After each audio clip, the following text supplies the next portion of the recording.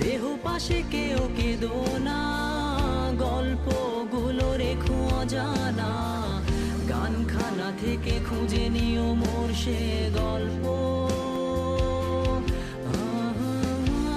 যাতে লিখা হাজার কষ্ট, নিজেকে ভেবে নিতাম এক শ্রেষ্ঠ, যার প্রতি পদে জীবন বিচ্ছেদের স্বপ্ন।